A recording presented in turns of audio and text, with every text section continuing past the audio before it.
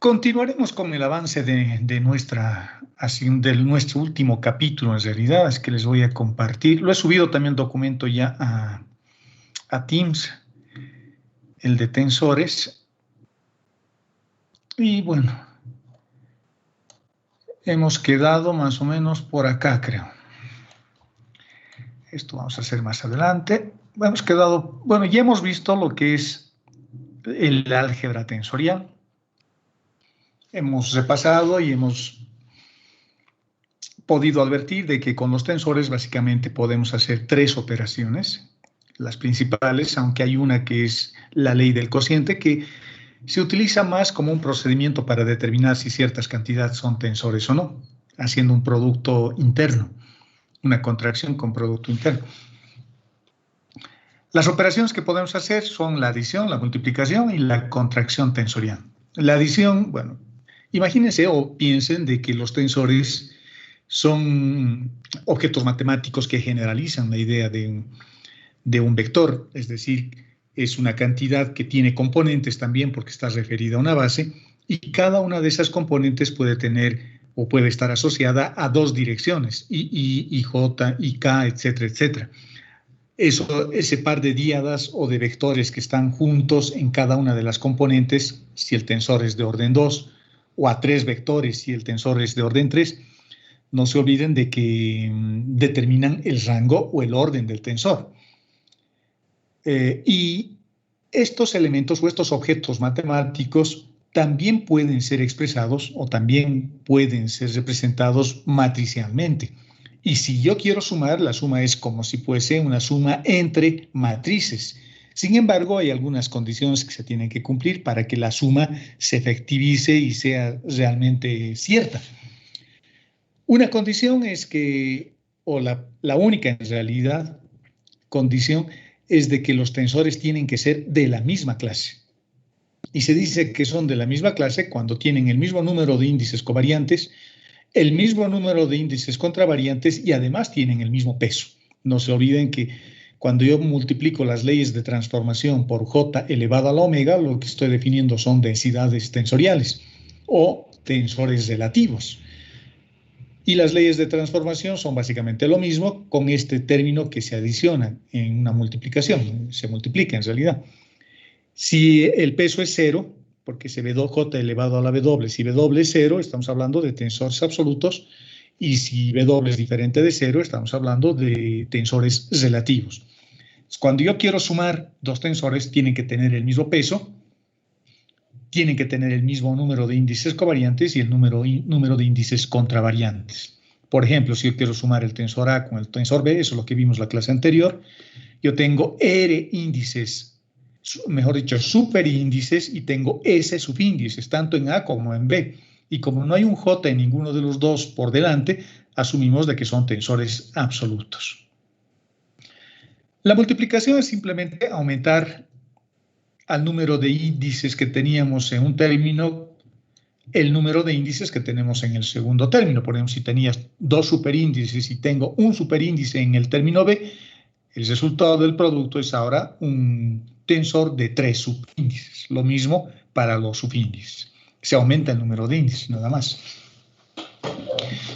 Y a eso se llama multiplicación o producto directo. Y vamos a ver, por ejemplo, en el caso de dos tensores de orden 1, si yo multiplico, voy a obtener un tensor de orden 2. Se multiplican todas las componentes con el resto de las otras componentes del otro tensor.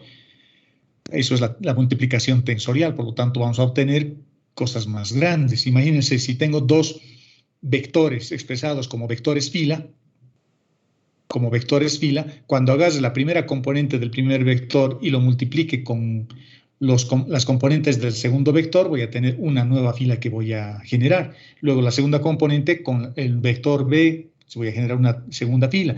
Y la tercera componente del vector A voy a multiplicar nuevamente con todo el vector B. Entonces voy a tener una tercera fila. Por lo tanto, si teníamos un tensor de orden 1 y un tensor de orden 1 en producto, al multiplicar de esta forma voy a tener un tensor de orden 2. A eso se le llama tensor producto directo. El producto directo es asociativo, es distributivo respecto de la suma, pero no es conmutativo. La contracción tensorial, que es la otra operación que hemos visto también, lo que hace es reducir el orden del tensor. En otras palabras, la contracción tensorial lo que hace es quitarle un vector a cada una de las componentes. Bueno, y el orden que obtenemos siempre es de un orden menor en 2 al producto que teníamos, al tensor que teníamos inicialmente. La contracción tensorial también hay que tomar en cuenta de que se puede realizar únicamente si el tensor es mixto. No se pueden hacer contracciones tensoriales si tengo tensores totalmente covariantes o totalmente contravariantes. Por ejemplo, este tensor, el tensor C, yo lo puedo representar así, también de esta forma. Podríamos representarlo así. En algunos libros se va a encontrar de que se representa también así. Aquí pondremos C entonces. Paréntesis. Cerramos paréntesis. Y este C que tenemos acá lo voy a reemplazar por un igual. Y aquí puedo poner 2. Y aquí puedo poner 3. Así también se representan a los tensores. A este, por ejemplo, de manera particular, estoy diciendo que tiene 2 superíndices y 3 subíndices. Por lo tanto, el número de contracciones que puedo hacer es 2 por 3, 6. Este paréntesis también lo vamos a sacar. Lo puedo representar así. Y cuando yo hago una contracción, cuando hacemos una contracción, por ejemplo, igualamos el índice I con el índice K, lo que vamos a tener es un tensor de orden menor. Si antes tenía un orden 5, menos 2, voy a tener un tensor de orden 3. Entonces, el resultado que vamos a obtener, si lo queremos ver así con números, lo que vamos a tener es un tensor de orden 1 arriba y 2 abajo. 2. Acá tenía orden 5, 3 más 2. Y acá tengo orden 3, 2 más 1, vale decir menos 2. Y esto es lo que representa esta expresión que les he puesto ahí, ¿no? R más S, o sea, estoy sumando R más S. R son el número de índices contravariantes y S es el número de índices covariantes. Y cuando les resto 2, quiere decir que he hecho una contracción.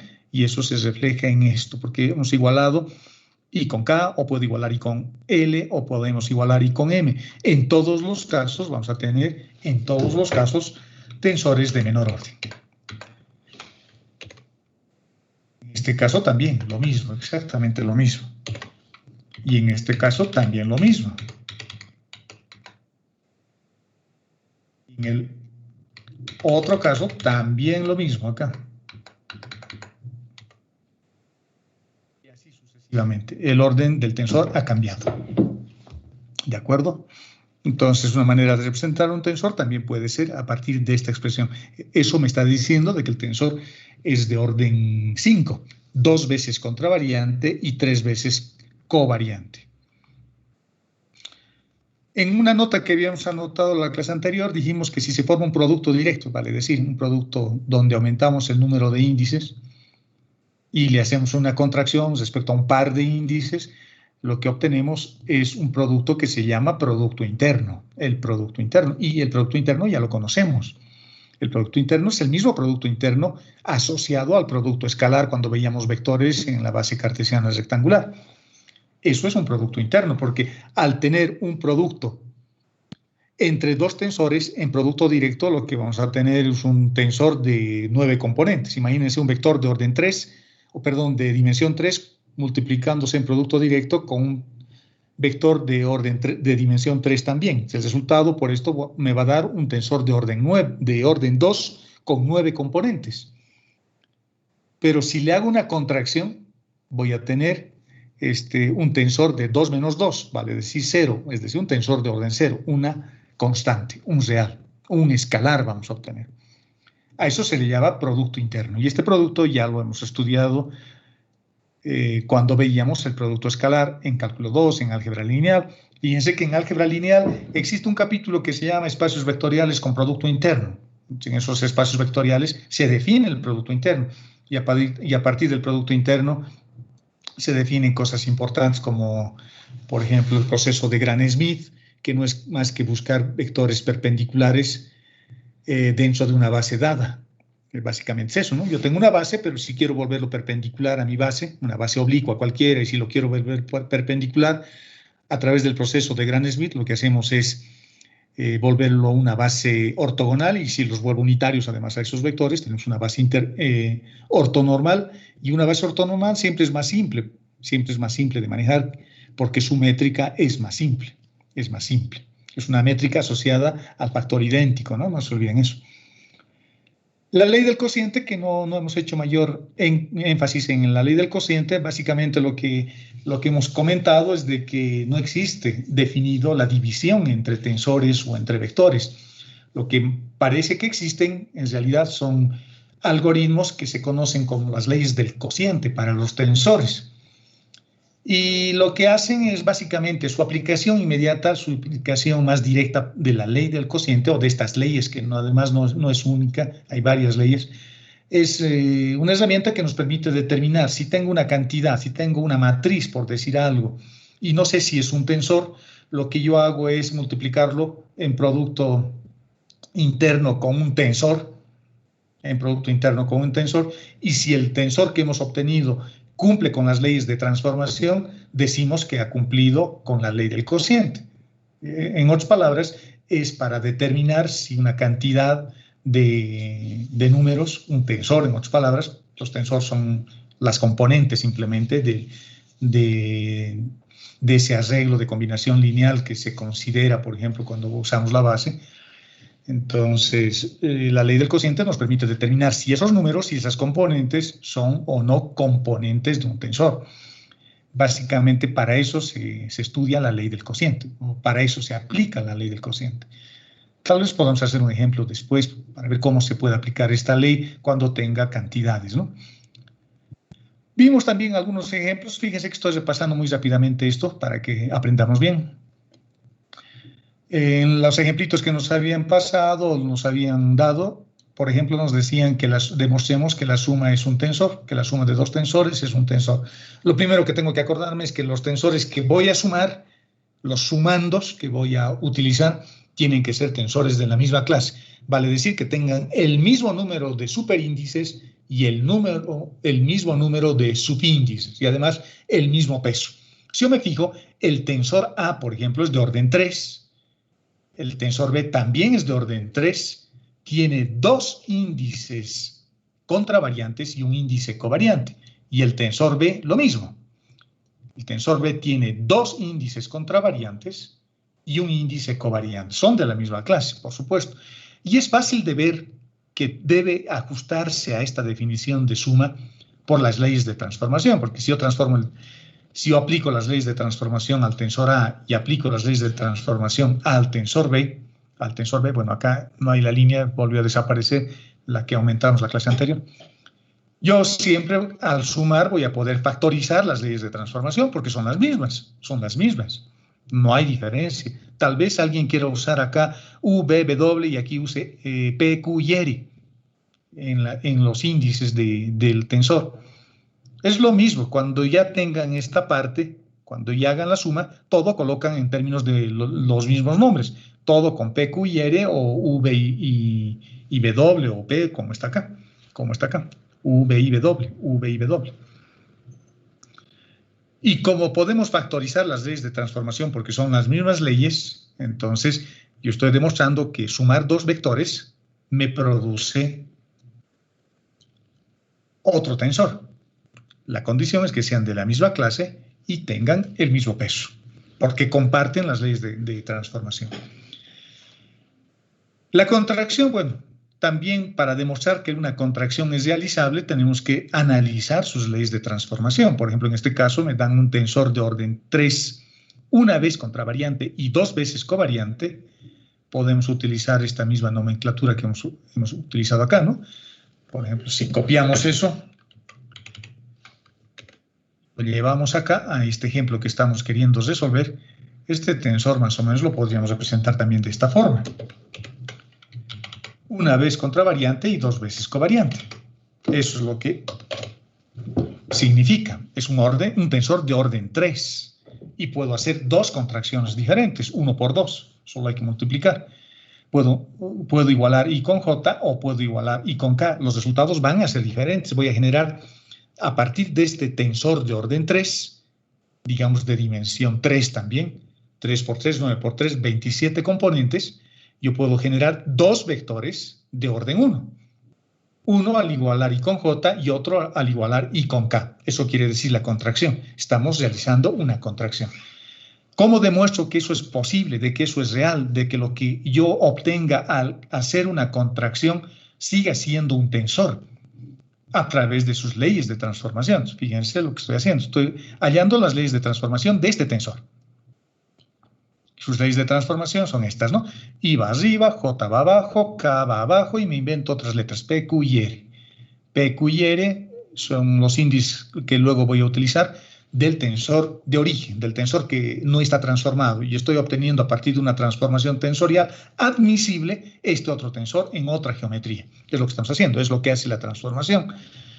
Pero revisando sus índices y haciendo la contracción en I y J, por ejemplo, I y J los igualamos, ambos que sean I o ambos que sean J o ambos que sean, no sé, Q o R o cualquier T, por ejemplo, porque R ya hemos usado, P también y Q también. Podría ser T, igual pongo T acá y pongo T acá. Eso implica que puedo cancelar estos dos términos y voy a tener esto dividido entre esto, vale decir esto. Y de la clase anterior, si ustedes se acuerdan, esto es la definición de delta de Kronecker, porque estoy haciendo derivadas dentro o utilizando las variables dentro del mismo espacio vectorial, dentro de la misma geometría. Es como derivar R respecto de R, o X respecto de X, Y respecto de Y. Esas derivadas de una variable respecto a la misma variable siempre va a ser 1. Pero si yo derivo, por ejemplo, X respecto de Z, eso es 0, porque X, Y, Z son las variables del espacio vectorial que estamos estudiando, pero unas no están en función de otras. Son variables separadas, por lo tanto, esas derivadas valen 0. Eso, por lo tanto, para nosotros es el delta de Kronecker. Y el delta de Kronecker, que lo hemos estudiado con anterioridad, tiene unas propiedades interesantes. A este tensor también se le llama el tensor de sustitución. Entonces, Q con Q puedo cancelar y P con P puedo cancelar y desaparece. Y simplemente me queda A sub R. Estoy usando propiedades de sustitución. O, de otra forma, lo que pueden hacer es desarrollar estos términos usando el delta de Kronecker y haciendo la sumatoria utilizando la convención del índice repetido. Hago sumatoria primero para P, o para R, mejor dicho. Luego hago sumatoria para Q. Voy a tener varias sumatorias. En vez de hacer todo ese desarrollo grande y enorme que voy a tener, simplemente utilizo sus propiedades de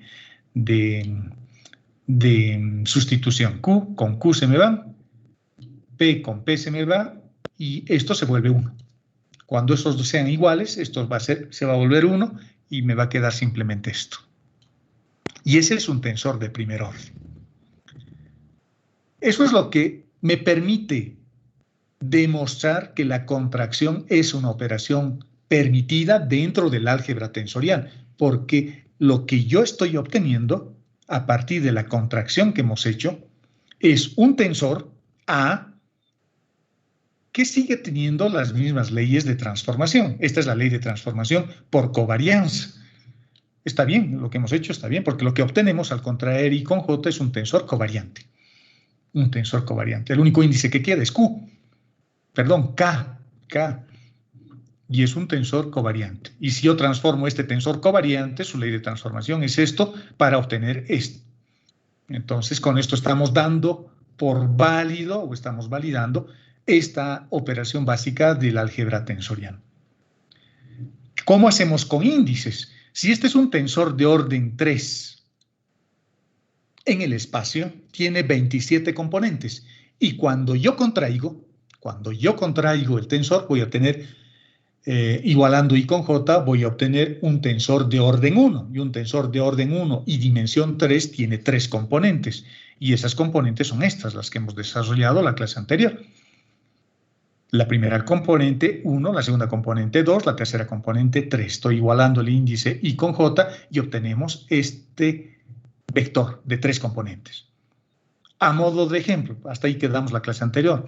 A modo de ejemplo, imagínense que este tensor tiene estas componentes. Tiene esas componentes, las 27 componentes. K me está definiendo, en este caso, como ejemplo, estamos poniendo eso, K me está definiendo la matriz columna. A cada una de estas matrices se les llama matriz columna. La primera columna, la segunda columna, la tercera columna. Es como si tuviese un vector o una matriz, mejor, fila. Tiene 3 columnas y una sola fila. Entonces, esta es la fila, la fila de matrices, y esta es la columna de cada una de las matrices también. Cada una de las matrices está asociada a una columna. Por lo tanto, si yo quiero hallar estas componentes, las componentes cuando contraigo I con K, tendríamos este mismo desarrollo que tenemos acá, este mismo, que lo he vuelto a copiar acá. Pero ahora lo único que tengo que hacer es tomar las componentes para obtener el tensor. Por ejemplo, dice, de K igual a 1, esto es K igual a 1, K igual a 2 y K igual a 3, el superíndice me está dando la columna matriz y los subíndices me están dando la posición dentro de esa matriz. Por ejemplo, esto me dice, en la primera matriz, en la posición 11, vale 0, coloco 0, más de la segunda matriz toma la posición 21, es decir, el 2, más de la tercera matriz toma la posición 31, que vale 0. Y ya tengo la primera componente del nuevo tensor que hemos obtenido al contraer. La segunda componente de ese vector de orden 1 lo obtenemos en la segunda fila, la segunda componente.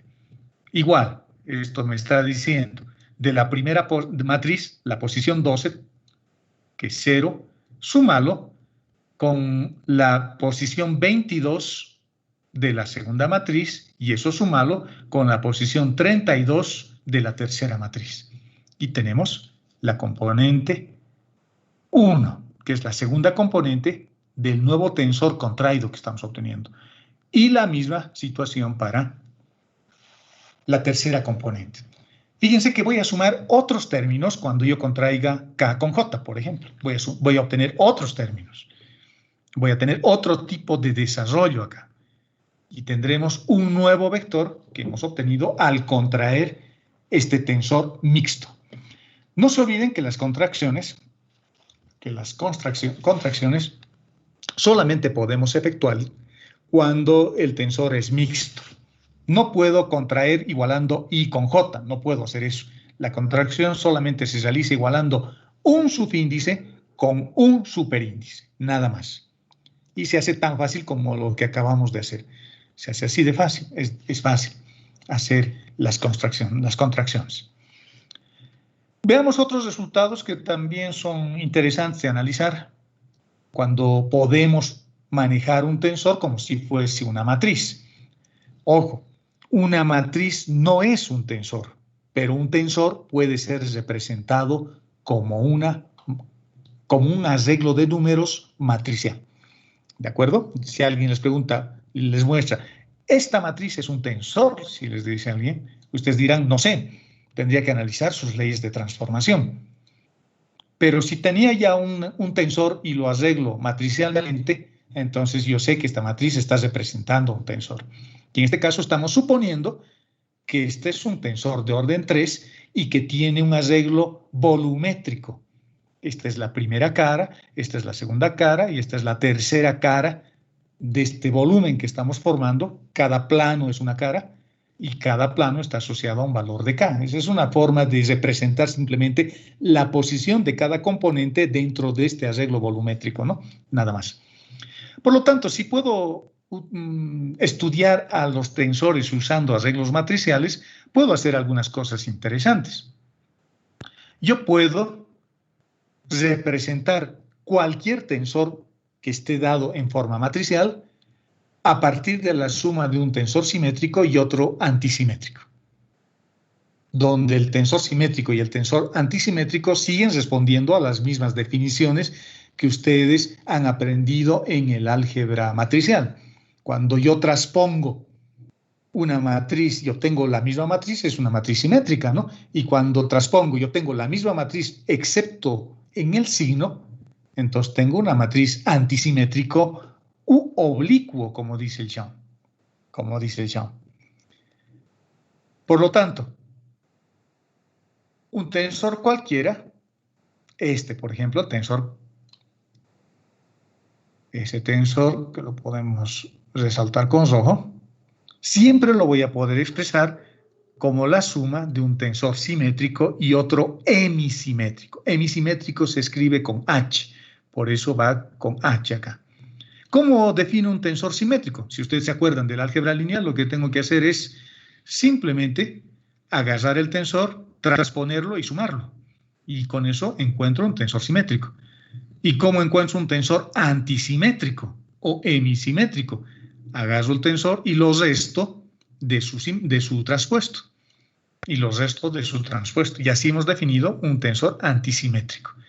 Y si yo lo multiplico por un medio a ambos arreglos que hemos obtenido, vamos a volver a obtener el tensor simétrico. Fíjense acá simplemente, ¿no? Aquí voy a tener un medio de esto, es el tensor original. Y cuando yo desarrolle voy a tener un medio de T sub i j más un medio de T sub i j y voy a obtener exactamente este. Y este término se va a cancelar con este otro. Entonces, encontrar o escribir cualquier tensor, cualquiera, con una parte simétrica y otra parte antisimétrica es bastante sencillo. Esto es un resultado colateral, ¿no?, que les estoy mostrando. Para algún propósito, alguien podría querer expresar cualquier tensor a partir de otros tensores, que sea uno de ellos simétrico y el otro antisimétrico. ¿Cómo lo voy a hacer? Como les estoy mostrando. Esta definición lo podríamos expandir a tensores de mayor orden, de tercer orden, cuarto orden, pero es más difícil de ver.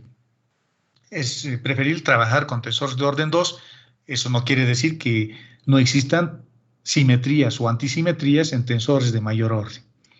Y la simetría o antisimetría se analiza respecto a dos índices covariantes o contravariantes. Es decir, el tensor, si quiero analizar sus propiedades de simetría, tengo que analizar a partir del índice I y J en este caso. Si vemos otro tensor, acá sus propiedades de simetría solamente podría analizar a partir de I y J, nada más. Y en un tensor más general, por ejemplo, en este caso, podría utilizar sus propiedades de simetría intercambiando I con J, o K con L, o K con M, o L con M, siempre de manera horizontal. O sea, hay más propiedades de simetría en tensores de mayor orden, pero son más difíciles de advertir. Por eso es que les estoy dando solamente para empezar, y si alguien quiere profundizar, lo podría hacer, repasando las propiedades de simetría o antisimetría, en este caso en tensores de segundo orden, nada más. Bueno, eso ha sido un pequeño repaso con un ejemplo adicional numérico de cómo se hace contracciones.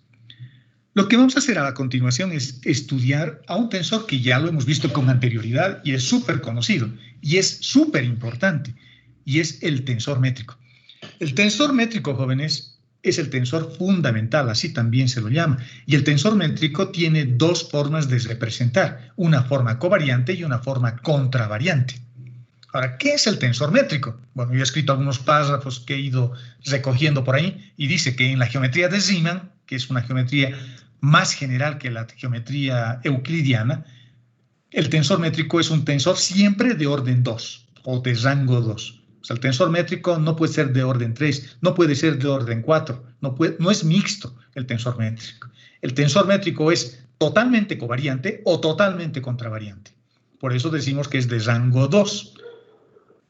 Y es un concepto o es un tensor que analiza los conceptos métricos de un espacio vectorial, tales como la distancia, el ángulo, el volumen, el área, dentro de un espacio localmente euclidio. ¿Por qué dice localmente euclidio? Porque para definir el tensor métrico, no se olviden de que lo puedo obtener, o para encontrar el tensor métrico lo puedo obtener a partir de los vectores de la base natural, es decir, de la base contravariante. Y la base contravariante, los vectores de la base contravariante son vectores que están definidos en base cartesiana rectangular. Por eso decimos que están dentro de un espacio localmente euclidio. Parecería que una mezcla de cosas, ¿no? Porque estoy trabajando con bases que ya no son bases cartesianas rectangulares, ya no es la base IJK, son otras bases definidas por esas letras E sub 1, E sub 2 que habíamos utilizado, pero esos vectores están definidos en base canónica. Entonces, el tensor métrico principalmente no se aparta del concepto geométrico del espacio vectorial. Cuando uno estudia espacios vectoriales, cuando Einstein estudiaba la teoría de la relatividad, él quería medir distancias, él quería medir velocidades, él quería medir volúmenes, quería medir la curvatura de su modelo geométrico, cómo se está doblando, cómo es ese espacio vectorial de planos tangentes, cómo cambia la curvatura dentro de una superficie. Por ejemplo, en una esfera, por ejemplo, el cambio de su curvatura es una superficie curva, ¿no? La esfera cambia su curvatura. Bueno, en el caso de la esfera no. En el caso de la esfera tiene siempre una curvatura constante. Yo apoyo un plano tangente sobre la esfera y si yo mido su curvatura usando ese plano, yo voy a poder darme cuenta que la esfera tiene un plano constante, una curvatura constante. ¿Y cómo se estudia eso? Con el tensor métrico. En cambio, si veo un paraboloide, por ejemplo, eso que se parece a una campana, voy a tener puntos que tienen curvatura diferente sobre la superficie. ¿Y cómo estudio eso? Con planos tangentes. Apoyo un plano tangente y veo cómo es su curvatura en ese momento. Habrá una curvatura más cerrada en el vértice del paraboloide y una curvatura más abierta a medida que me aleje del foco o del vértice del paraboloide, de la parte inferior que tenemos abajo en la base. O si tengo un plano, ese plano no tiene curvatura. Por lo tanto, esa geometría se habrá vuelto de una geometría de rima más general, se habrá vuelto una geometría euclidiana, donde yo puedo trazar líneas rectas, porque hay planos en esa geometría. Por lo tanto, el tensor métrico tiene un concepto totalmente geométrico, si lo vemos desde ese punto de vista. Por eso la teoría de la relatividad, por eso la gravedad ahora tiene un concepto geométrico. Ya no es un concepto físico. La geometría aparentemente, a partir de la teoría de la gravedad, a partir de la teoría de la relatividad, ya no es una fuerza. La gravedad no es una fuerza. Desde la óptica de la teoría de la relatividad, la gravedad es la curvatura de una geometría dada, de una superficie, y a esa superficie se le llama el espacio-tiempo, por ejemplo. El tensor métrico es bien importante y ha jugado un rol fundamental en la definición de la teoría de la relatividad. Y ahí se ha hecho famoso el tensor métrico, que ya existía más antes, y se han hecho famosos los tensores porque han permitido describir el espacio interestelar desde un punto de vista geométrico, utilizando al tensor métrico como herramienta. Eso es interesante y eso es lindo, ¿no? Y acá hago referencia un poquito sobre lo que les acabo de decir. Por otro lado, dice la métrica es todo lo que necesitamos para saber si el espacio en el que estamos trabajando es un espacio plano. El espacio plano está definido o se ha utilizado un modelo de espacio plano cuando se definió la teoría especial de la relatividad. Y la teoría general de la relatividad es un espacio curvo. ¿Qué quiere decir eso? Eso quiere decir lo siguiente. Si no tenemos presencia de elementos masivos en el espacio, como un planeta o el Sol o algo que tenga mucha masa, y yo quiero desplazar un punto A, una partícula del punto A al punto B, su trayectoria es una recta. Y esa recta es una geodésica, es decir, la distancia más corta entre dos puntos. Y eso ha estudiado o estudia la teoría especial de la relatividad. Ahí, cuando se estudió esa teoría, simplemente se estudiaba el movimiento de esa partícula en ausencia de elementos masivos. En cambio, cuando lo generalizaron, cuando Einstein generalizó su teoría de la relatividad, lo que hizo es, en medio de esa trayectoria o en algún lugar de esa trayectoria del punto A al punto B de la partícula, lo que hizo es poner un elemento masivo y ver cómo afecta la masa de ese cuerpo a la trayectoria. Y la trayectoria se curva. Ya no tenemos una trayectoria rectilínea. pero esa trayectoria que va desde el punto A hasta el punto B sigue siendo la más corta y sigue siendo una geodésica. Entonces, la teoría general de la relatividad lo que ha hecho estudiar es esas dos situaciones. Una es la especial, con un modelo bien simple, un modelo que trabaja utilizando una métrica euclidiana, es un plano, y sobre ese plano se mueve, digamos, la partícula del punto A al punto B. Y la distancia más corta en ese movimiento va a ser la geodésica. En cambio, cuando introducimos elementos masivos, ya se distorsiona, cambia la trayectoria, deja de ser una línea recta cuando movemos una partícula del punto A al punto B, pero sigue siendo una distancia corta, la más corta. A eso se le llama geodésica. ¿De acuerdo? Es lo que, por eso decimos que la métrica del espacio de un espacio vectorial o de un espacio tensorial es fundamental para estudiar si ese espacio es curvo o no. Y vamos a estudiar también esos espacios curvos más adelante, cuando veamos los símbolos de Christoffel. Los símbolos de Christoffel me sirven para determinar si un espacio vectorial es curvo o es plano. En otras palabras, si estamos dentro de una geometría de Riemann o estamos dentro de una geometría euclidiana. Es bien interesante, es bien bonito y es apasionante esto. Algunos tips, algunas ideas sobre el tensor métrico, porque eso es lo que estamos estudiando, el tensor métrico. El tensor métrico, bueno, lo representa con la letra G sub i j, es un instrumento que permite introducir el concepto de distancia en un espacio vectorial o tensorial. Esto es el primer punto. Permite introducir el concepto de distancia. En otras palabras, puedo encontrar longitudes de arco que habíamos estudiado en el primer capítulo y que hemos estudiado en cálculo 2 también. Allá vamos, longitudes de arco, y la longitud de arco es una distancia entre dos puntos. Por lo tanto, como estoy introduciendo la distancia, el concepto de distancia entre dos puntos, estamos trabajando dentro de un espacio vectorial que tiene métrica, porque tiene una ley para medir distancias. Las componentes del tensor métrico fundamental, dice, corresponden a las componentes de un tensor covariante de orden 2. Esto es un poco contradictorio y a veces lleva a la confusión. Así se representa al tensor métrico fundamental, con esa letra que lo estoy resaltando con amarillo.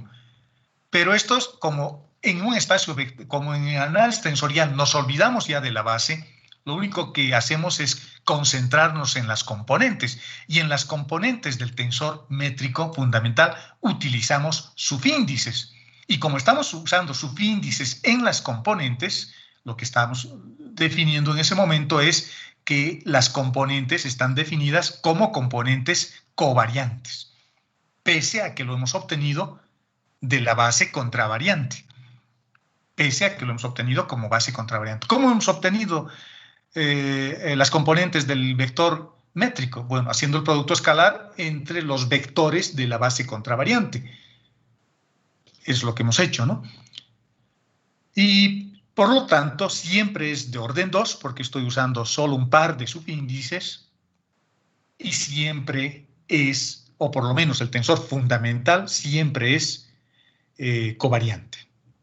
¿De acuerdo? Siempre corresponde a las componentes de un tensor covariante de orden 2. Otra propiedad importante de este tensor, el tensor métrico, es simétrico. Hasta rima, ¿no? Si lo veo desde el punto de vista de una matriz, si utilizo una matriz para representar un tensor métrico, esa matriz tiene que ser simétrica. Tiene que ser simétrica. No es hemisimétrica, no es cualquier matriz. Es una matriz simétrica. Quiere decir que si yo transpongo esa matriz, la matriz se mantiene, es la misma. Y es una matriz no singular, es decir, no es una matriz nula, ¿no? A partir del tensor métrico fundamental, yo puedo definir este otro tensor, que también es un tensor métrico fundamental. Se llaman los coeficientes de segundo orden. También es un tensor, o de segunda clase, también es un tensor de orden 2 y no es más que la inversa del tensor métrico fundamental, porque su producto con contracción es la matriz identidad, el delta de Kronecker. Cuando yo tengo un tensor métrico, una matriz de 3×3, y solamente los elementos de la diagonal principal son diferentes de 0, el resto son 0, decimos que estamos en presencia de una métrica ortogonal. ¿Qué quiere decir eso? Eso quiere decir que los vectores que forman esa base de ese espacio vectorial o tensorial son vectores perpendiculares entre sí. Pero ojo, no estoy diciendo ortonormal, estoy diciendo ortogonal. Ortonormal es que además sean unitarios, aparte de ser perpendiculares, sean unitarios, como es el caso de la base canónica, pero en general pueden ser perpendiculares, pero no necesariamente estar formado por vectores unitarios, la base del espacio vectorial. Por ejemplo, de coordenadas polares, que es la base más simple que uno estudia, es una base ortogonal, pero no ortonormal, porque el primer vector es unitario, pero el segundo vector no, su módulo vale R. En coordenadas cilíndricas lo mismo, es una base ortogonal, pero no ortonormal, porque un vector es unitario, pero los otros dos vectores son unitarios, pero uno no. El otro tiene un tamaño de R. En coordenadas esféricas tenemos también una base ortogonal, pero en este caso tampoco es totalmente ortonormal, ¿no? El primer vector es unitario, pero el segundo tiene un módulo de R y el tercer vector tiene un módulo de R seno de Tito. Son además vectores que su tamaño depende de las variables de ese espacio vectorial. Entonces, a eso se le llama métrica del espacio vectorial. Eso es el tensor métrico. Y lo estamos tratando de explicar para que se entienda la importancia de este tensor como un tensor simétrico y covariante además. Un tensor simétrico y covariante. Tiene su hermano, tiene su cotensor, que es su inverso, donde sus componentes son contravariantes. Analicemos un poquito para ver cómo puedo encontrar el tensor métrico. Hay varias formas para encontrar el tensor métrico. Lo puedo hacer a través de puro cálculo, lo puedo hacer encontrando los vectores de la base, lo puedo encontrar utilizando jacobianos o puedo encontrar una fórmula de recurrencia para encontrar las componentes del tensor métrico. Hagamos eso, estudiemos a este tensor.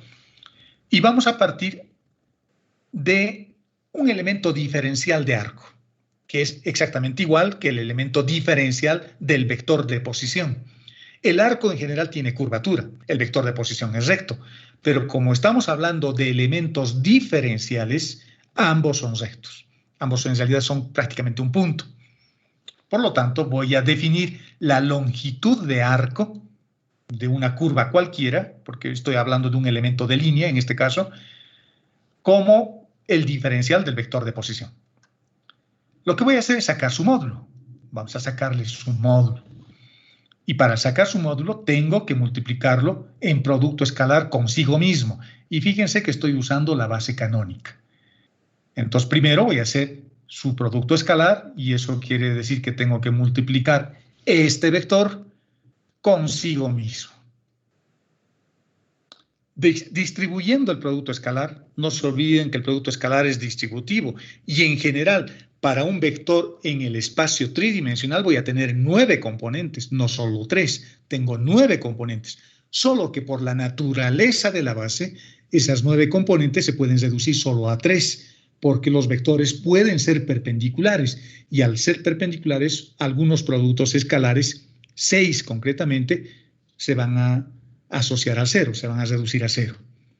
Pero haciendo todo el desarrollo, en general todo el desarrollo, voy a tener I con J, I con K, que son los términos rojos que tengo acá, J con I, J con J, J con K, que son los términos azules que tengo acá, y luego K con I, K con J, K con K. Estoy refiriéndome solo a los vectores con los que se pueden realizar los productos escalares. Me estoy olvidando de sus componentes. La primera componente será X con X, X con Y, X con Z, en sus formas diferenciales, ¿no? Pero al tener una base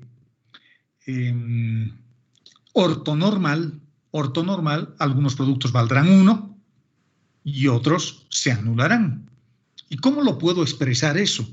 Lo puedo expresar con el delta de Kronecker. El delta de Kronecker hace justamente eso. Si dos índices son iguales, tengo un resultado unitario. Y si dos índices son desiguales, el resultado es 0. Por lo tanto, toda esta sumatoria que tengo acá lo puedo representar así, utilizando el delta de Kronecker. Si M y N son iguales, por lo tanto tendré delta 11 y solamente me quedará delta X por delta X. Como M y N son iguales, por ejemplo, 1, 1, 2, 2 o 3, 3, estamos identificando a cada una de las variables. Cuando valga M1 y N1, estamos en presencia de este término, ¿no? De X, diferencial de X elevado al cuadrado. Y cuando M vale 2 y N vale 2, estaremos identificando a la variable Y. Por lo tanto, tendremos lo mismo elevado al cuadrado y lo mismo para Z. En cambio, cuando sean diferentes, se anulan. Este término va a desaparecer, este término va a desaparecer. ¿Por qué van a desaparecer? Porque la base es ortonormal. Ahora voy a hacer un pequeño artificio. Vamos a hacer un pequeño artificio. Voy a mantener el delta de Kronecker acá. Y lo que voy a hacer es introducir este término. Que van a, si son iguales, valdrán 1 y si son diferentes, valdrán 0. Y estos elementos diferenciales los voy a poner acá. Pero utilizando ahora las letras R y S. Y R y S que están apareciendo acá, lo que estoy haciendo es pasarlos a dividir acá. Es como si este diferencial de XR se cancelara con este y este elemento diferencial de XS se cancelará con ese y me queda simplemente el término que tengo arriba. Pero los estoy poniendo como derivadas parciales. Si generalizamos, si tratamos de generalizar esto para un espacio que no sea euclidiano, sino para uno más general, voy a tener lo siguiente. Me voy a concentrar solo en esta parte. Y lo voy a extraer. Y a eso le voy a llamar el tensor métrico fundamental. El tensor métrico fundamental. Por lo tanto, todo esto es el tensor métrico, en realidad. Todo eso es el tensor métrico. Y para nosotros, en el espacio cartesiano rectangular, esta es una matriz identidad. Esta es la matriz identidad. Lo puedo generar así. ¿De acuerdo? Y para casos más generales, solamente viendo el término rojo, es el tensor métrico fundamental. Y los elementos diferenciales están acá, ¿no? Estos diferenciales que están acá, solamente estoy usando otras letras. En lugar de M y N, estoy usando R y S. Y estoy cambiando la variable X por la variable Y. ¿Por qué estoy cambiando? Porque X es normalmente una variable asociada a la métrica euclidiana. En cambio, Y puede ser asociada a cualquier métrica riemanniana. Ya pueden ser radios, ángulos, lo que sea. En cambio, acá X, si M vale 1, X elevado a la 1, bueno, ya no será elevado, simplemente es un subíndice volado a la 1, diremos, será X. Y X volado a la 2 será Y, y X volado a la 3 será Z. Para otra métrica será diferente, ¿no? Para otras variables será diferente. Y esto ya no será el delta de Kronecker, será toda esta expresión el tensor métrico. Volviendo a las variables originales, lo que les acabo de decir, volviendo a las variables originales, si M y N son iguales, eso vale 1, y si N vale, M si es diferente de N, vale 0. Por lo tanto, voy a tener simplemente esta expresión. Porque esto otro se va a volver 1 en algunos casos y 0 en otros casos. Y esto también valdrá 1 en algunos casos y 0 en otros casos. Para una métrica mucho más general, voy a tener una expresión como esta.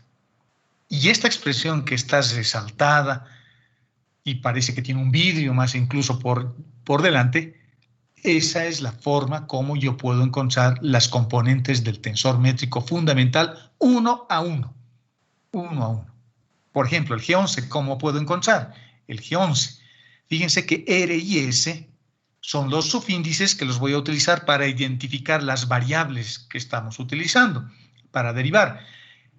U, que no tiene la línea encima, que está arriba, o este otro U, que tampoco tiene la línea que está encima, y además M y M, ya no es M y N, porque si M y N son diferentes vale 0, pero si son iguales, Entonces eso vale 1. Por eso desaparece este delta de Kronecker.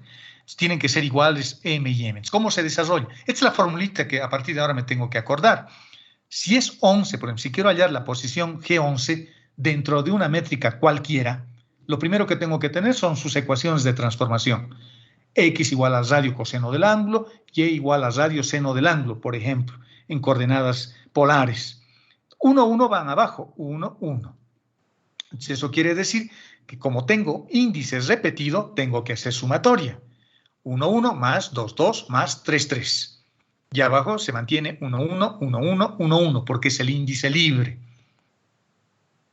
Si M vale 2, ahora si quiero encontrar la posición 12, aquí tengo 1, 2, 1, 2, 1, 2, siempre abajo tengo 1 y 2. Sumatoria para el índice repetido. Entonces tengo este término más este más este. Estoy haciendo sumatoria para M.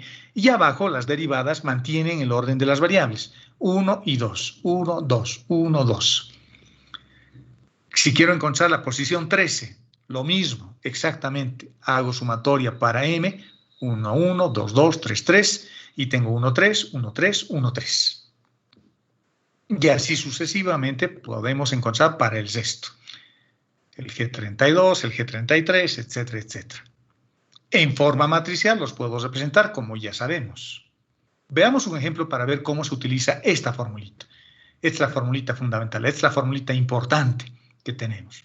Veamos con un ejemplo. Digamos, quiero encontrar el tensor métrico en coordenadas polares. Lo primero que tengo que tener son sus ecuaciones de transformación.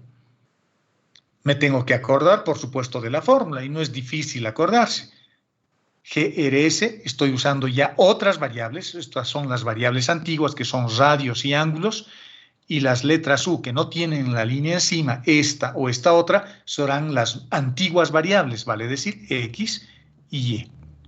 Entonces, quiero encontrar la posición 11. Entonces hago sumatoria. Como son polares, solamente haré sumatoria de 1 a 2 porque solo hay dos variables, radios y ángulos. Entonces será 1, 1, 2, 2. Traduciéndolo a las variables, aquí tengo, fíjense, U1 con la línea encima, U1 con la línea encima. Por lo tanto, ambas variables derivaré respecto de X respecto del radio, X respecto del radio y Y respecto del radio. Elevado al cuadrado, entonces ahora voy a hacer las derivadas que corresponden. X respecto de R vale coseno del ángulo, Y respecto de R vale seno del ángulo, elevados al cuadrado, eso es el teorema fundamental de la trigonometría, vale 1. Ya hemos encontrado. La posición 12, exactamente lo mismo.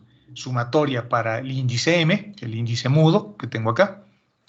1, 1, 2, 2. Ahora las variables son 1 y 2. 1 y 2. Es decir que la primera estoy derivando respecto del radio, la segunda respecto de θ. Luego la segunda variable, Y es respecto del radio y Y es respecto de θ. Hago las derivadas que me dicen y el resultado de esa sumatoria vale 0.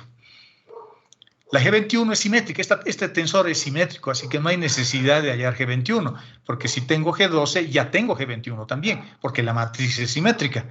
Pero de todas formas hice el ejercicio para colocar aquí en el cuaderno para verificar que realmente es una métrica simétrica. Y el último término, el G22, es básicamente lo mismo. Sumatoria para el índice mudo 1, 1, 2, 2, y ahora las variables para realizar las derivadas estarán asociadas a la variable 2, vale decir a θ.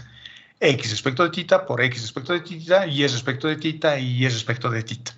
Simplemente el desarrollo y reemplazar los valores. Por lo tanto, haciendo las derivadas que nos piden, encontramos que eso vale R al cuadrado. Habíamos dicho de que cuando tenemos o estudiamos el tensor métrico, lo fundamental es que el tensor métrico me permite calcular elementos geométricos como la distancia, el volumen, el área. Y acá estoy poniendo justamente la fórmula para encontrar la distancia en esta métrica. Y lo único que tengo que hacer es esto, diferencial de x, diferencial de r, más esto, diferencial de... Aquí me tengo que fijar los diferenciales. En este caso, los índices son 1. Por lo tanto, es diferencial de r por diferencial de r. Para el 1. El 1 va a estar multiplicado por el diferencial de r por el diferencial de r. Aquí tendré que multiplicar el diferencial de r por el diferencial de θ, pero su coeficiente vale 0. En este otro tenemos diferencial de θ por diferencial de r, pero también vale 0. Y en el tercero tengo diferencial de θ por diferencial de θ, multiplicado por r al cuadrado, que es esto. La fórmula final que tenemos ahí. Y esa es la ley para medir distancias en esta métrica, en este espacio vectorial de dimensión 2, pero ya riemanniano, ¿no? Riemanniano. Es un modelo geométrico riemanniano, es un espacio de Riemann, porque Pitágoras ya se ha muerto acá, porque si yo quería medir distancias entre dos puntos en un modelo cartesiano rectangular es diferencial de x al cuadrado más diferencial de y al cuadrado, y ahí medía la distancia, ¿no? En esa métrica. Eso dentro de la geometría extrínseca o intrínseca que hemos estudiado cuando veíamos longitudes de arco, justamente. Y así se mide, y eso es el tensor métrico. Es bien interesante. El tensor métrico también lo podría hallar a partir de sus ecuaciones de transformación, ¿no? Fíjense, encuentro el diferencial de x, encuentro el diferencial de y, los elevo al cuadrado, simplifico, y al simplificar voy a obtener esto. También puedo hacer eso. Veamos otras formas para encontrar el tensor métrico. No es esta la única. Acá les estoy mostrando una que es nueva a partir de esta formulita. Lo único que tengo que hacer es acordarme de esta fórmula para encontrar componente a componente. O sea, tengo que hacer 9 veces esto. 9 veces esto si estoy trabajando con un tensor que tiene 9 componentes. Veamos si existen otras formas. Por supuesto que existen otras formas. Esta es otra forma interesante también para encontrar, pero ahora de manera matricial, el tensor métrico. Lo que tengo que hacer es encontrar el jacobiano de transformación. Eso es fácil de hallar, me han enseñado en cálculo 2. Voy a hallar el jacobiano de transformación, pero más que el jacobiano de transformación, que es un determinante, voy a encontrar su matriz asociada. Y su matriz asociada de ese determinante, porque el jacobiano es un determinante, ¿no? Lo que yo estoy queriendo encontrar es su matriz asociada. ¿Y cómo encontrábamos? Lo estoy poniendo como recuerdo acá. El jacobiano de transformación, cuando quiero ir de x, y, z a r, θ y φ, por ejemplo. El jacobiano de transformación común y corriente que hallamos. Encontrábamos así, ¿no? X respecto de radio, X respecto de θ, X respecto de pi, primera fila. Y respecto de radio, Y respecto de θ, Y respecto de phi, segunda fila. Z respecto de θ, Z respecto de phi, Z respecto de θ y de phi, tercera fila. Es como un producto tensorial. Fíjense que yo tengo un vector acá, de orden 1, con otro vector que tengo acá abajo, de orden 1, y cuando hago el producto tensorial, tengo un tensor de orden mayor, Es interesante, en el jacobiano también puedo ver el concepto del producto directo tensorial. Volviendo a los jacobianos, así encuentro el jacobiano. Entonces, encuentro el jacobiano, lo transpongo y los multiplico a las matrices. Esta es su transpuesta y los multiplico. Y al multiplicar matricialmente, obtenemos exactamente estos mismos desarrollos que teníamos antes. Pero ahora lo que voy a obtener es directamente la forma matricial del tensor métrico fundamental. Otra forma de encontrar el tensor métrico. Fíjense que le estoy dando varias formas porque este tensor es fundamental. Todo se hace con el tensor métrico. Quiero hallar áreas, tensor métrico. Quiero hallar volúmenes, tensor métrico. Quiero hallar distancias, tensor métrico. Quiero hallar símbolos de Christoffel, tensor métrico. Quiero derivar un tensor métrico. Por eso se llama el tensor métrico fundamental. Este es el mejor invento que se ha hecho, o el mejor descubrimiento, o el mejor desarrollo, estudiar el tensor métrico, porque me permite estudiar a través de esta herramienta, a través de este objeto matemático que es el tensor métrico, me permite estudiar geometrías de diferente tipo, geometrías asociadas a una esfera, a un paraboloide, a un plano, etcétera, etcétera, etcétera. Es el mejor invento al que se le ha ocurrido desarrollar esto. Esa es la segunda forma. Veamos una tercera forma, porque esta inciso B, veamos, esto es el inciso A, bueno, por eso esta es la fórmula general, ¿no? Esta es la fórmula, digamos, asociada al manejo de índices, a las sumatorias. Para hacer un programa que me permita hallar las componentes del tensor métrico, lo puedo hacer así.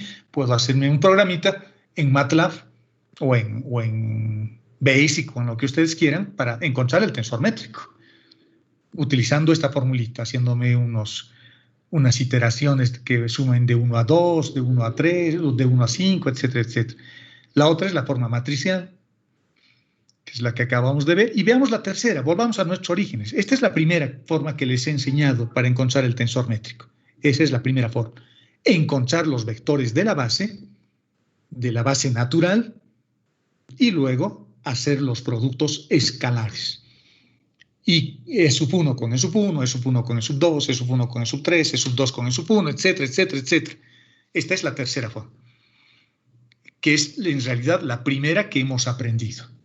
Y hemos visto otra en el primer capítulo utilizando directamente esto y utilizando la métrica euclidiana. Transformar diferencial de x al cuadrado más diferencial de y al cuadrado.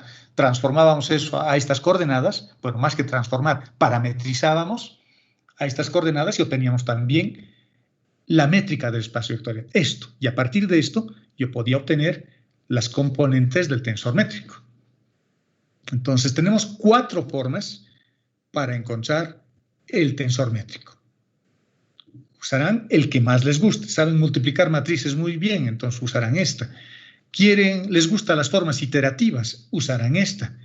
Les gustan los vectores, usarán esta. O les gusta el cálculo, simplemente no complicarse mucho con los tensores, partirán de esto y encontrarán o parametrizarán el elemento arco a coordenadas polares, o a cilíndricas, o a cualquier otro modelo que se les ocurra. Y encontrarán esto y a partir de esto obtendrán las componentes del tensor métrico. 4 formas. Continuemos. Bueno, con eso cerramos esta parte del tensor métrico, que he querido repasar nuevamente, darles otras formas para hallar el tensor métrico. Lo que quiero hacer ahora es entrar a un concepto bien interesante, que es el concepto del tensor asociado, que también está en el Sham, aunque no se entiende muy bien lo que quieren decirnos con el tensor asociado en el Sham, o por lo menos es un poquito más difícil de encontrar. Y les voy a mostrar lo que queremos hacer para que entendamos luego qué es lo que vamos a ver o qué es lo que debemos entender cuando hablamos de gimnasia de índices o del tensor asociado. Cuando veíamos coordenadas curvilíneas, nosotros veíamos que las coordenadas curvilíneas me permitían definir componentes de vectores contravariantes, covariantes o físicos, aunque ahora nos hemos olvidado de las componentes físicas. Por ejemplo, yo podía tener el tensor, un vector P, le vamos a llamar P. Este es un vector contravariante.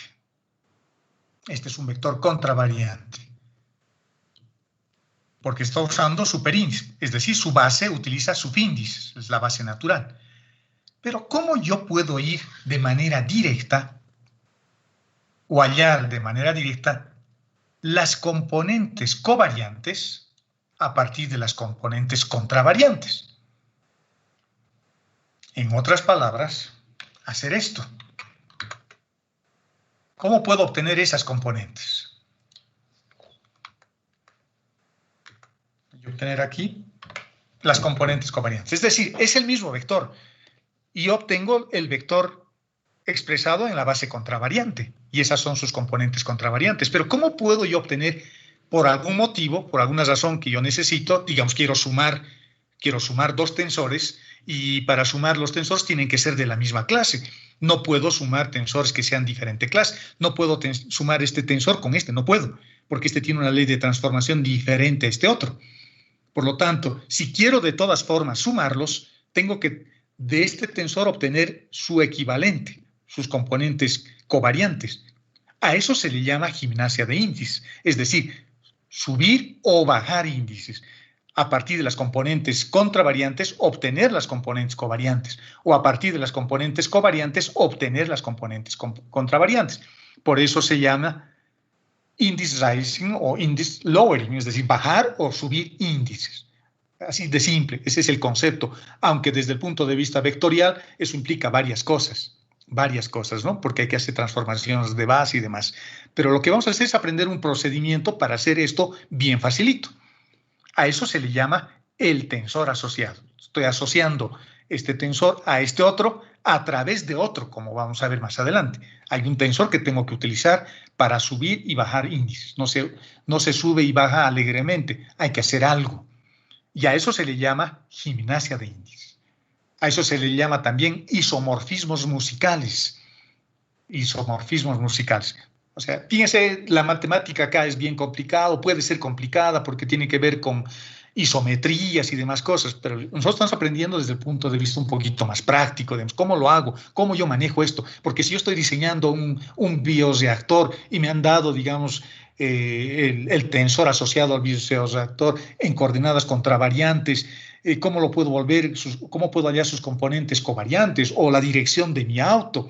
Si soy ingeniero mecánico, lástima que los mecánicos no lleven, por ejemplo, tensorial, pero la dirección de un auto también se lo describe tensorialmente. Los químicos, los bioreactores. Si soy electrónico, como algunos de ustedes seguramente son electrónicos o civiles, también necesito tensores. El tensor de inercias, el tensor de esfuerzos, el tensor asociado a la deformación de una viga, etcétera, etcétera, etcétera. Si me dan sus componentes contravariantes, ¿cómo hallo sus componentes covariantes? Este es un lenguaje de la ingeniería, ¿no? Pero hay una matemática que puede ser complicada si lo estudiamos solo desde el punto de vista matemático. Así que lo vamos a hacer de una manera más práctica. Veamos qué dice. Dado un tensor covariante, fíjense lo que dice, covariante, el tensor tiene que tener subíndices, simétrico, otra característica, y de orden 2, como este, por ejemplo. Este tensor A es covariante, fíjense, usa solamente subíndices I y J, es de orden 2 porque solo hay 2, y además me dicen que es simétrico. Y si tengo cualquier otro tensor, este, por ejemplo, mucho más general, de orden R más S, cada componente está asociado a R más S vectores, es bien complicado, no sé qué será, pero si tenemos eso, y si yo quiero bajar uno de estos índices o subir uno de estos índices, a través de este tensor, lo que hacemos es definir, con un producto interno, lo que hacemos es definir un tensor asociado. Y fíjense, yo estoy generando este tensor, lo que les estoy mostrando aquí es el concepto, la idea, luego vamos a ver cómo se hace. Estoy generando un vector B a partir del vector a través de este vector simétrico de orden 2 y covariante. Y fíjense, estoy usando un producto interno, porque este IM lo estoy igualando con este IM. Ya sé cómo se hacen productos internos. Hemos visto unos ejemplos hace rato. Y conceptualmente lo que estoy haciendo es cancelar este IM con este IM y el valor y el índice K toma su lugar. Ahí está. Por lo tanto, este índice ha desaparecido y se ha bajado. Y ahora tengo un nuevo vector donde tiene más componentes covariantes que contravariantes, porque hemos aumentado una componente contravariante o un índice contravariante mejor, así, y hemos suprimido un índice contravariante y lo hemos bajado y lo hemos vuelto covariante. ¿De acuerdo? A eso se le llama gimnasia de índices. Estoy subiendo, en este caso estoy bajando un índice.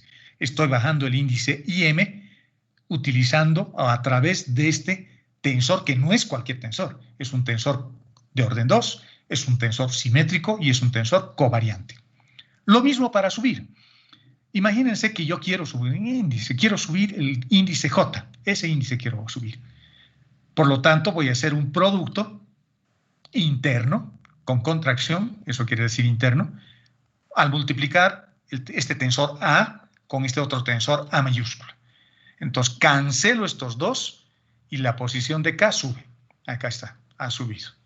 Y obtenemos un nuevo tensor que tiene un arreglo diferente de los índices. A eso se le llama gimnasia de índices. Y decimos que el tensor, este tensor es asociado con este otro a través de este tensor. Y el tensor que estoy usando ahora para subir el índice es un tensor contravariante simétrico y de orden 2. A eso se le llama gimnasia de índices. En el Shaun, en el libro que tenemos ahí compartido en nuestra plataforma Teams, van a leer, si ustedes buscan tensor asociado, por ejemplo, en el Google o en el Internet, van a tener un montón de cosas. La mayoría de las definiciones de los libros están dadas así. Y a veces entender esto es un poco difícil. Ahora, ¿cómo lo hago? ¿Cómo realmente lo hago? Veamos cómo se hace. Pero antes de hacer esta gimnasia de índices, veamos algunos conceptos. Usando el concepto anterior, dice esto, de multiplicar un tensor A con otro tensor A minúscula, pero de características definidas, no tienen que ser de orden 2 siempre, tienen que ser simétricos. Uno puede ser contravariante o puede ser covariante. Usando el método anterior, lo que hacemos es definir una ley que se llama la ley de subir o bajar índices. Este es un método que usa la idea del tensor asociado, porque estoy asociando este tensor con este, a través de este. Y se construyen isomorfismos. Y ustedes deben saber lo que es un isomorfismo, ¿no? Tienen la misma forma desde el punto de vista geométrico, quiere decir eso. Estamos hablando del mismo vector, del mismo tensor, solo que ahora expresado en una base diferente. Ustedes han debido ver el concepto de isomorfismos, isometrías y demás en la materia de álgebra. Y estamos construyendo isomorfismos entre espacios componentes, covariantes o contravariantes, definidos en una variedad riemanniana, es decir, en un modelo geométrico dado. Para ello se usa el tensor métrico. ¿Por qué voy a usar el tensor métrico? Porque el tensor métrico cumple con las definiciones que necesitamos. El tensor métrico tiene que ser un tensor covariante, simétrico y de orden 2. En principio le hemos llamado A sub i j. Pero el tensor que yo conozco que es covariante, simétrico y de orden 2 es el tensor métrico. Y para subir un índice necesitamos un tensor simétrico también, contravariante ahora, de orden 2.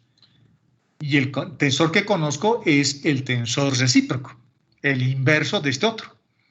Por lo tanto, el tensor métrico vuelve a tener un rol fundamental. El tensor no solamente me sirve, el tensor métrico fundamental no solo me está sirviendo para definir conceptos geométricos como la distancia, áreas, volúmenes o lo que queramos. Ahora me sirve también para hacer gimnasia de índices. Eso es la parte o el lenguaje un poco coloquial. Lo que estamos haciendo en realidad son isometrías. Estamos construyendo isomorfismos, mejor dicho. Estamos construyendo isomorfismos desde el punto de vista matemático. Por lo tanto, el tensor asociado que vamos a encontrar, el tensor asociado C o el tensor asociado B que voy a encontrar a partir del tensor A, lo voy a hacer a través del tensor métrico, en su forma contravariante para bajar índices o en su forma en su forma covariante para bajar índices y en su forma contravariante para subir índices. Interesante. Y fíjense lo que se hace. No se hace más que multiplicar. Imagínense que yo tengo este tensor, el tensor T, que es totalmente covariante. Es un vectorcito, es un vector. Y yo quiero bajar, quiero obtener sus componentes covariantes, porque este tensor pintado con rojo es un tensor contravariante. Y yo quiero tener sus componentes covariantes. Quiero bajar este índice J y que esté acá abajo.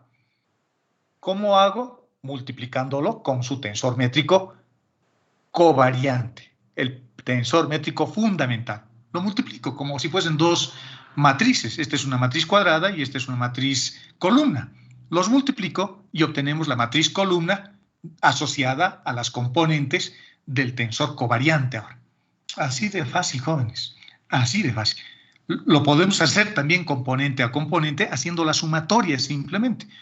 JJ, índice repetido, quiero hallar la primera componente, quiero hallar la componente T1, T sub 1, K vale 1. Por lo tanto, digo, J varía de 1 a 3. 1, 1, 1, 1, 2, 2, 1, 3, 3. Ya está, ya tengo la primera componente, contravariante. A partir de la contravariante, quiero decir, la primera componente covariante. ¿Qué pasa ahora si quiero subir índice? Aquí el índice que tengo es J. y es un subíndice. Quiere decir que el tensor está expresado en componentes covariantes. Quiero volverlo componentes contravariantes. Lo subo multiplicando ahora por este tensor, porque estoy asociando este tensor con este otro, a través de este tensor métrico en su forma contravariante, simétrico y de orden 2. Entonces, así subo y bajo índices. Eso es lo importante que tienen que saber. ¿Qué pasa con tensores de segundo orden? ¿Cómo subo y bajo tensores de segundo orden? Fíjense porque esto es importante. Fíjense cómo se manejan los índices. Vamos a partir de este tensor, del tensor T alfa beta. Es un tensor totalmente contravariante, es un tensor de orden 2, totalmente contravariante. Ahora, lo que puedo hacer es o bajar alfa o bajar beta. Cualquiera de los dos puedo bajar. Veamos cómo se hace. Quiero bajar alfa. Quiero bajar alfa. Por lo tanto, como quiero bajar este índice, tengo que utilizar el tensor covariante, el tensor métrico covariante, porque eso usa subíndices y los subíndices están abajo. Como quiero bajar, entonces tengo que usar este tensor. ¿A quién quiero bajar? Quiero bajar al índice alfa. Por lo tanto, en el tensor métrico coloco alfa en la posición de alfa. Y este otro me invento una letra. Y coloco a continuación el tensor T. En el tensor T, beta no cambia. Se queda con su lugar. El que está cambiando, el que está bajando es U. O alfa, como teníamos antes. Por lo tanto, este índice, que era U, que es el que estoy utilizando, se vuelve U. Entonces, con eso estoy queriendo decir, es como si U con U se cancelara y alfa ocupa su lugar. Entonces, ya tengo este tensor. Ahora, ¿qué pasa si yo quiero bajar beta? La misma idea. La misma idea. Como quiero bajar beta, en el tensor métrico coloco en la posición de beta, beta. El otro me invento. Alfa está en su lugar, en el tensor de origen, en el tensor original. El que estoy bajando es U. Por lo tanto, es como si U cancelara con U y beta ocupa su lugar, pero abajo. Fíjense, la posición de los índices es diferente. Si yo quiero bajar alfa o quiero bajar beta, es diferente. Fíjense cómo está acá el arreglo y cómo está acá el arreglo. Y con eso empiezo a bajar los índices. Veamos cómo se maneja esto haciendo algunos desarrollos. Vamos a suponer que partimos de este tensor y quiero bajar el índice alfa. Ya sabemos cuál es la formulita. La formulita es esta. Y ya sabemos para bajar beta también, la formulita es esta. Por lo tanto, lo que voy a hacer es acordarme de la formulita y voy a desarrollar cómo serían encontrar sus componentes. Quiero encontrar la componente T11, pero ahora ya no es un T super 11, ¿no? Ahora es un T11 donde el primer 1 es un subíndice y el segundo 1 es un superíndice. Según esta formulita, lo que tengo que hacer es sumatoria para el índice repetido. Einstein nuevamente está vivito y coleando. Índice repetido para la variable U, 1, 1, 2, 2, 3, 3. Ya está, ya he hecho la sumatoria para encontrar las componentes mixtas ahora del tensor.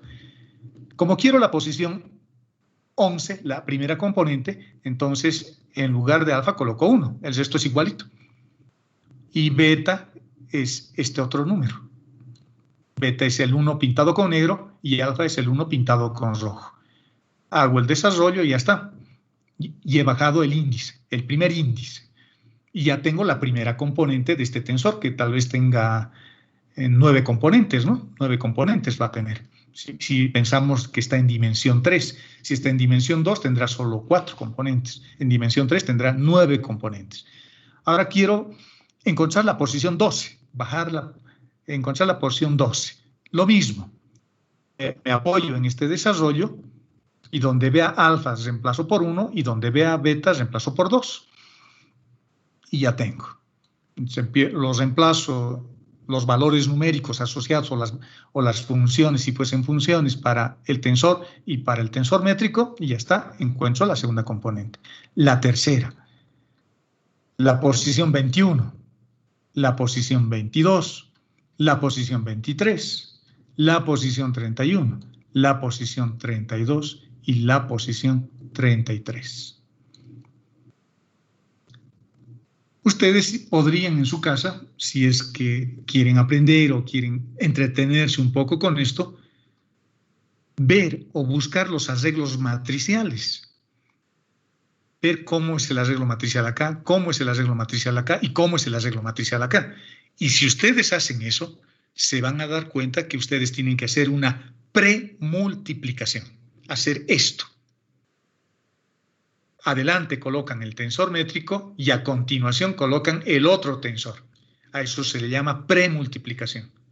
En cambio, cuando quieren bajar el segundo, lo que tienen que hacer es una postmultiplicación. Es decir, primero colocar el tensor métrico y luego colocar el tensor métrico a continuación. Así ya no hacen desarrollo de índices, simplemente hacen una pre y una postmultiplicación. Y si yo quiero bajar los dos índices, hago un producto entre tres matrices.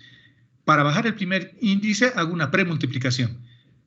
Al medio coloco el tensor métrico que estoy trabajando y a continuación coloco el tensor métrico nuevamente para volver a hacer una, en este caso, una postmultiplicación para bajar el segundo índice. Pero se van a dar cuenta de eso, les estoy dando algunas pautas simplemente acá, se van a dar cuenta viendo sus desarrollos. Se van a dar cuenta viendo sus desarrollos. Hagan el arreglo matricial de esto, esto y esto y vean cómo pueden integrar todo para hacer con un solo producto escalar todo el descenso del índice alfa.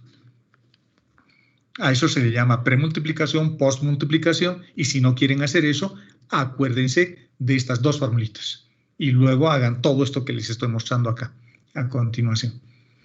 ¿Cómo se hace gimnasia de índices con tensores de mayor orden, 3, 4? La idea es básicamente la misma, pero es un poquito más complicado manejar los índices. Así que yo prefiero que aprendan bien, por lo menos esto, a querer generalizar, digamos, cosas que ni siquiera veo que lo van a ver, digamos, o tal vez ni lo vean, ¿no? Pero por lo menos cómo bajar índices en vectores, eso es importante. Así puedo subir y bajar el índice en vectores, es decir, en arreglos matriciales de 1 por 3 o 3 por 1, si los llevamos a los tensores a un arreglo matricial, o como arreglos numéricos simplemente, ¿no? Y cuando tengo tensores cuadrados, por ejemplo, de 2 por 2, de 3 por 3 o de 4 por 4, que son tensores de orden 2, en general, tensores de orden 2, de distintas dimensiones, dimensión 2, una matriz de 2 por 2, dimensión 3, una matriz de 3 por 3, dimensión 4, una matriz de 4 por 4, pero son matrices planas, ¿no? Entonces, ¿cómo puedo subir y bajar índices en esas matrices? Bueno, eso es fácil, haciendo una premultiplicación o haciendo una postmultiplicación, o arreglando o haciendo el desarrollo del índice repetido y encontrando uno a uno las componentes. Por ejemplo, si tienen tensores numéricos euclidianos, y están asociados a una matriz de 4 por 4, encontrar componente a componente puede ser largo porque tengo que hacer 16 veces este proceso. En este caso, fíjense, estamos haciendo 9 veces porque el tensor tiene 3 componentes, pero si es una matriz de 4 por 4 tendremos 16 componentes, es cada vez más largo. Tal vez lo podría meter a mi máquina de calcular y que me lo suba o me lo baje los índices haciendo pre o post multiplicaciones. Para un vector cualquiera, para un vectorcito más simple. Este es un vector mucho más simple, es un vector contravariante y quiero obtener sus componentes covariantes. Como quiero bajar los índices, lo que tengo que hacer es multiplicar por el tensor métrico fundamental, porque el tensor métrico fundamental, reitero, utiliza subíndices. Los subíndices están abajo y como quiero bajar, entonces tengo que usar el tensor métrico fundamental. Índice repetido para beta. Salgo sumatoria para beta y encuentro componente a componente los índices covariantes a partir de los índices contravariantes. El arreglo matricial sería una cosa como esta, ¿no? Las componentes contravariantes, a partir de estas componentes contravariantes estoy obteniendo las componentes covariantes usando el tensor métrico fundamental, porque el tensor métrico fundamental me permite bajar los índices. Pero podría tener al revés.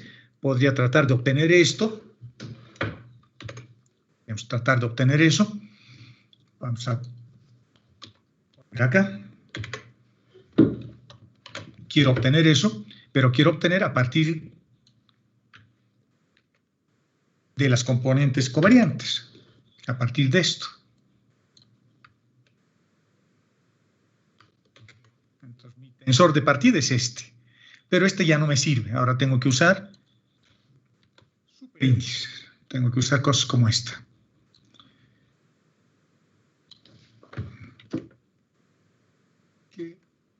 Uno.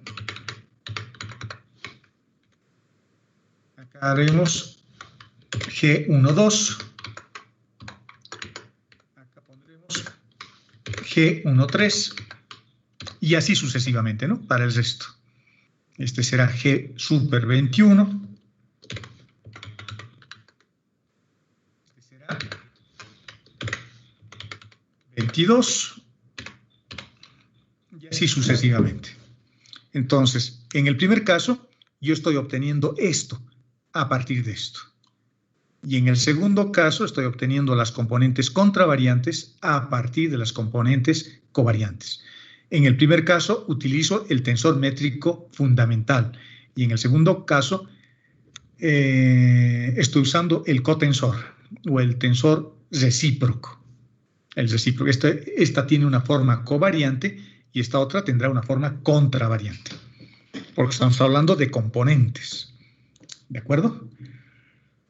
Y listo. Con eso hemos terminado todo lo que tiene que ver la primera parte de tensores. Y si ustedes se dan cuenta, hemos avanzado harto. Es harto. Desde empezar la definición, desde entender lo que es un tensor y cuáles son sus características. Este párrafo lo resume un poquito todo.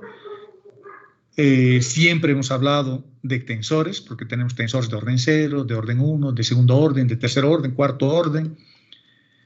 Geométricamente o gráficamente a un tensor lo puedo asociar así. Este es un tensor de orden 2, dimensión 3. Cada componente está asociado a dos vectores, celeste-celeste, celeste-amarillo, celeste-rojo, celeste-amarillo, amarillo-amarillo, amarillo-rojo, celeste-rojo, amarillo-rojo, rojo-rojo. Cada componente tiene asociado dos vectores. Esos vectores no están ni en producto escalar ni en producto vectorial. Simplemente son vectores de referencia que me están indicando la dirección de dos fenómenos físicos diferentes. El área, por ejemplo, o el vector normal de un plano y la fuerza, y cómo estoy aplicando la fuerza. Los vectores o los tensores en general pueden ser representados de manera matricial, aunque una matriz no es un tensor. Una matriz solo es un arreglo de números. Una matriz es solo un arreglo de números. El tensor va más allá de un arreglo de números.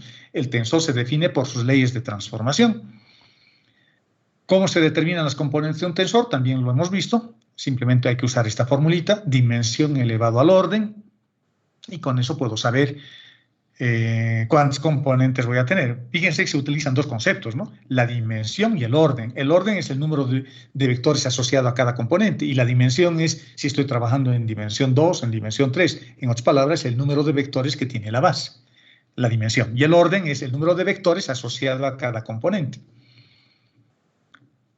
Hemos visto que cuando hablamos de tensores, la notación inicial puede ser importante, porque así me evito tener que trabajar con el símbolo de la sumatoria. Y esta es una sugerencia, esta convención fue introducida por Albert Einstein. Y me dice que cuando vea índices repetidos significa sumatoria. Y les he mostrado ahí algunos ejemplos. También puedo usar esta convención para hacer producto entre matrices cuando el producto es conformante. Hemos estudiado algunos tensores de interés, el delta de Kronecker. Aquí está lo que hemos visto para hacer la contracción. Y el tensor o el símbolo de permutación, o tensor de Ricci-Cubastro, como se llama, que podríamos pensar de que es un tensor de orden 3. Por eso tiene 27 componentes pensando en el espacio. Y este tensor se define a partir de permutaciones pares o permutaciones impares, ¿no? Sus propiedades asociadas, algunos ejemplos que hemos hecho. Luego hemos entrado a la parte fuerte para definir cuándo una transformación es admisible.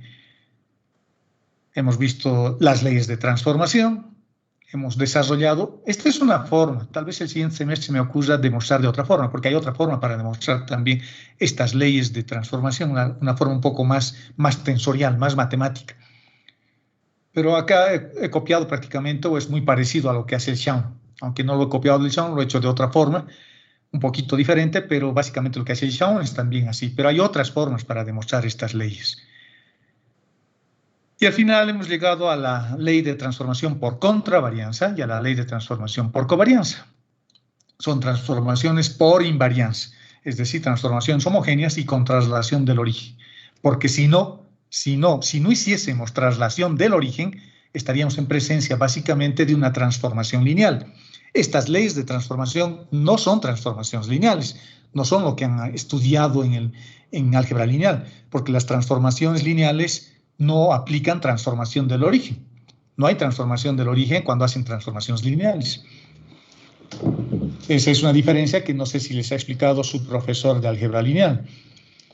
Bueno, hemos visto que las leyes de transformación también se pueden aplicar a tensores de mayor orden, ¿no? Y hay que, para cada índice tenemos que definir su propia ley de transformación.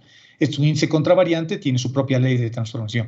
Es un índice contravariante, tiene su propia ley de transformación. Y 1 y 2. Si son mixtos, también tendrá una combinación de ambos. Hemos hablado un poquito de densidades tensoriales, introduciendo el concepto de tensor relativo. Hemos hecho algunos ejemplos de transformación.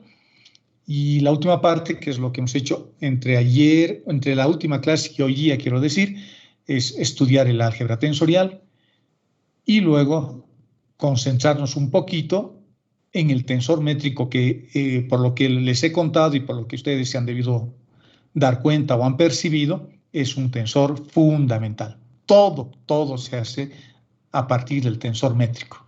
Los jacobianos están ahí, los elementos de área están ahí, los elementos de volumen están ahí. Quiero hacer isomorfismos, están ahí. Quiero hallar símbolos de Christophe, el tensor métrico nuevamente. Quiero derivar un tensor, el tensor métrico nuevamente. Cada espacio vectorial, cada geometría está asociado a su propio tensor métrico. Cuando yo hablo de geometría, me refiero justamente a eso, ¿no? A la geometría del espacio vectorial. Coordenadas esféricas, geometría de una esfera. Coordenadas cilíndricas, su geometría está asociada a un cilindro. Geometrías toroidales, su geometría se parece a un toro, a un toroide. Y cuando hablábamos de métricas o de tensor métrico, fíjense que les he mostrado varias formas para encontrar el tensor métrico. Unas formas que tienen que ver con formas iterativas como esta, formas que utilizan los jacobianos. Fíjense que a partir del jacobiano estamos obteniendo el tensor métrico fundamental, hallando simplemente su transpuesta, o utilizando los vectores de la base contravariante. La primera base que hemos definido es lo primero que hemos estudiado. A esta base se le llama base natural.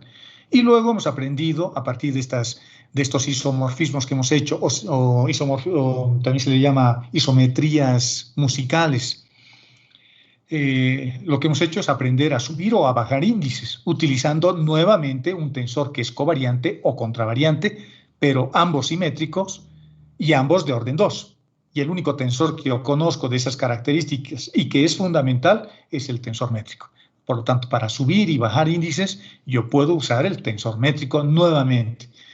O sea que no hay excusa para no encontrar un tensor métrico. El tensor métrico lo puedo encontrar de varias formas, de la forma que les parezca más cómodo a ustedes. A mí me gusta encontrar el tensor métrico de esta forma, pero es porque a mí me gusta. Me parece que es un poco más directo. También lo puedo encontrar con el jacobiano, porque encontrar jacobianos es difícil, pero aquí tengo que hacer productos entre matrices, tal vez sea un poco más largo.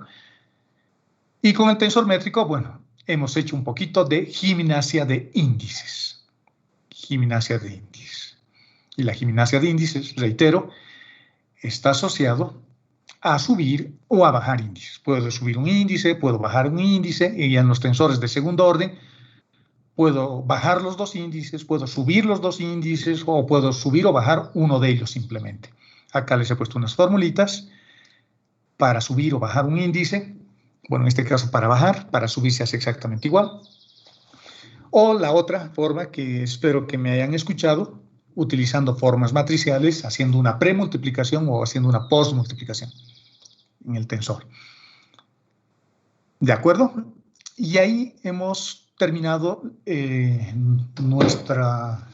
nuestra sesión del día de hoy. La siguiente semana vamos a empezar a estudiar un tema que es bien bonito. Les voy a enseñar de otra forma. Vamos a aprender a encontrar símbolos de Christoffel. Los símbolos de Christoffel son unos símbolos bien interesantes, bien importantes para estudiar también conceptos geométricos. Si yo quiero saber, por ejemplo, si un espacio vectorial es curvo, yo tengo que ver cómo se comportan sus símbolos de Christoffel. Los símbolos de Christoffel se llaman los símbolos de los tres índices también. Hay algunos que, bueno, en realidad los símbolos de Christoffel en realidad no son tensores. Para ser tensores tendríamos que analizar sus leyes de transformación. Y cuando veamos sus leyes de transformación nos vamos a percatar de que no son tensores, se transforman de otra forma, no utilizando las leyes que hemos aprendido, que solamente son dos. Pero en algunos casos sí se comportan como tensores. Vamos a ver también eso. Pero como tienen tres índices, entonces en general van a ser cantidades que bordean o que suman 27, ¿no? 27 cantidades. O sea, tengo que hallar 27 símbolos de Christoffel en el espacio o un poquito menos en el plano, si nuestros espacios vectoriales son de dimensión 2 o 3, y hay que hallar uno por uno. Hay distintos métodos. Un método es igualando índices, y el índice I lo igualo con I, y reduciendo la formulita a expresiones más simples. Eso es lo que hace el Schaum, y eso es lo que normalmente hacen los ayudantes también. Es lo que aparece en todos los libros. Yo les voy a enseñar de otra forma. Les voy a enseñar la forma matricial. En la forma matricial yo voy a encontrar todos los símbolos de Christoffel, incluso aquellos que son cero, que son los más triviales, digamos. Porque a veces nos interesa solo encontrar los que son diferentes de cero. De 27 componentes, posiblemente solo 2 sean diferentes de cero. Entonces la gente se concentra encontrando esos 2 solamente. Pero yo les voy a enseñar a encontrar los 27, pero usando métodos matriciales. Eso es lo que vamos a hacer en la siguiente clase, aprender a encontrar símbolos de Christoffel. ¿Y por qué tenemos que encontrar símbolos de Christoffel? Porque los símbolos de Christoffel nos van a permitir dos cosas principalmente. Uno, ver si el espacio vectorial es plano o es curvo. Y dos, hacer cálculo tensorial. Quiero derivar tensores. ¿Qué pasa si yo quiero derivar un tensor? No es tan fácil, no es tan fácil como antes. Cuando yo quería encontrar el vector velocidad a partir de la función vectorial de variables real, derivaba sus componentes y punto, ¿no? Y punto, ya está, ya encontraba la velocidad. Quería encontrar la aceleración, igual, hacemos lo mismo. Volvemos a derivar los componentes y punto. Pero cuando tengo geometrías riemannianas, cuando tengo espacios vectoriales riemanniano, donde la distancia ya no se mide con Pitágoras y donde los vectores ya no son constantes, sino dependen de las propias variables, entonces ahí la derivada me obliga a tener que derivar también la base. Tengo que derivar también la base. Pero cuando derivo la base aparecen unos términos, aparecen términos que hacen que la transformación ya no sea la correcta. Por lo tanto, tengo que desarrollar o tenemos que inventarnos una fórmula para que cuando yo derive un tensor, el resultado siga siendo un tensor. Y ahí juegan un papel fundamental los símbolos de Christoffel, porque los símbolos de Christoffel me van a permitir hacer ese ejercicio tan arbitrario, que parece tan arbitrario, de que el término que aparezca lo elimino, sumándole o restándole algo. Y así obtengo un tensor que al derivar sea un tensor. Entonces la vida se va complicando un poquito, pero es bien divertido, bien divertido. Una vez que aprendamos a derivar tensores, el siguiente paso, y ya para concluir la asignatura, va a ser estudiar las geodésicas. Las geodésicas son las líneas más rectas que puedo obtener sobre una superficie. Sobre un plano, una línea recta es una línea recta. Pero sobre una esfera, una línea recta ya no existe. Entonces, ¿cuál será la línea que es más recta posible? La más recta posible. La más recta posible será aquella que se desarrolle sobre un diámetro de la esfera. Esa es la más recta posible porque tiene el mayor radio. Y en cualquier otra geometría habrán también unas líneas que sean las más rectas posibles. Estas líneas que son las más rectas posibles, que se llaman también ortodromas, son las que nos van a permitir encontrar distancias las más cortas en el espacio. Y eso es lo que ocurre en la naturaleza generalmente, ¿no? En la naturaleza lo que hace es buscar la distancia más corta entre dos puntos. Siempre está buscando geodésicas, por eso se estudian las geodésicas. Y vamos a tener una herramienta matemática para encontrar geodésicas. ¿Y cómo se encuentran esas geodésicas? Adivinen cómo. Con el tensor métrico. Con el tensor métrico. Bueno, Si no hay más, bueno, yo ya no tengo más para desarrollar la sesión de hoy. Lo vamos a dar por terminada nuestra clase. Y antes de terminar y antes de que yo me vaya, si tienen alguna duda, alguna consulta de lo que hemos hecho, este es el momento. Esto es como el matrimonio, ¿no? Digan ahora o callen para siempre. Ninguna. Bueno, ninguna. Ahí vamos a quedar y nos vemos la siguiente semana, el día martes que cae 17 de noviembre. El 17 de noviembre. Nos vemos, jóvenes. Que tengan buen fin de semana y buen provecho si todavía no han almorzado. Hasta el martes. Hasta el martes, ingeniero. Hasta luego. Hasta el martes, jóvenes. Hasta el martes, ingeniero, se cuida. Gracias. Ustedes también. Cuídense, jóvenes.